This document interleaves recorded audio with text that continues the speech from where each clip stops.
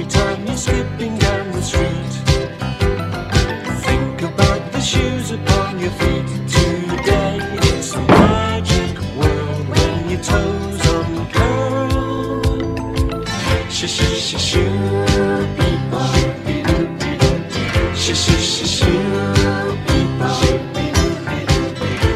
Shoo people. Cipelići. Pirueta.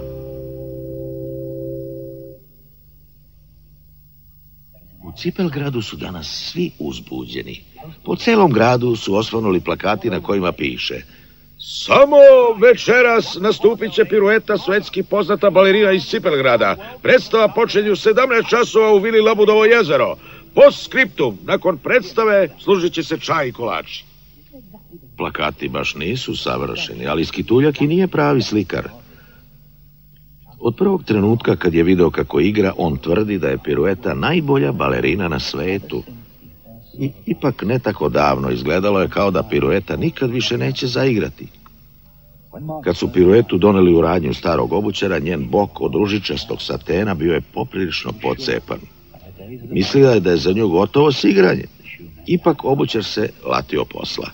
Marljivo je radio i nakon nekoliko sati rupe više nije bilo. Pirueta je sad izgledala kao nova. Obućar je Piruetu stavio u izlog. Tu je čekala da po nju dođe njena mala vlasnica i odnese kući. Čekala je. Čekala. Devojčica nikad nije došla. Možda će u ovom izlogu visiti za uvek. Jednog dana obućar izvadi Piruetu iz izloga i stavi je na policu u sobici u dnu radnje.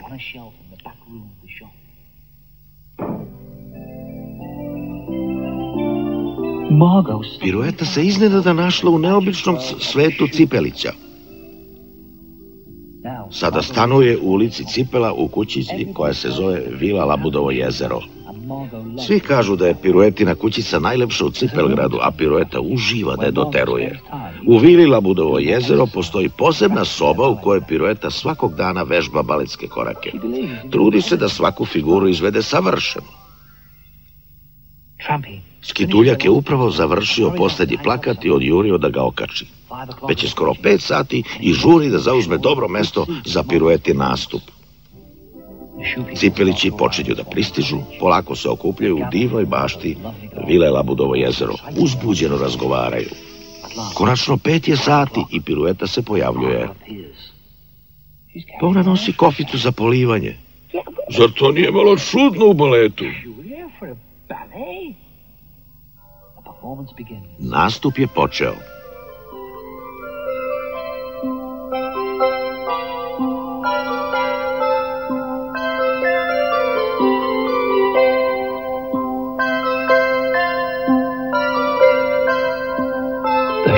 Cipelići odjednom shvatiše šta to Pirueta radi.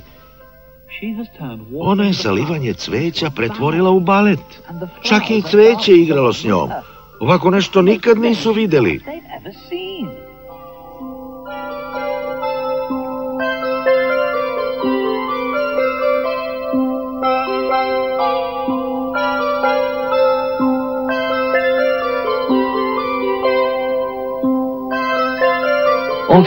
Došao je i kraj Piruetinog nastupa. Cipelići su oduševljeno pljeskali i klicali. Skituljak je zazviždao najjače što je mogao. U međuvremenu Pirueta izdala čaj i kolačiće i svi su se poslužili. Sjajan nastup! Baš sjajan! Hvala devetaru Cokoliću.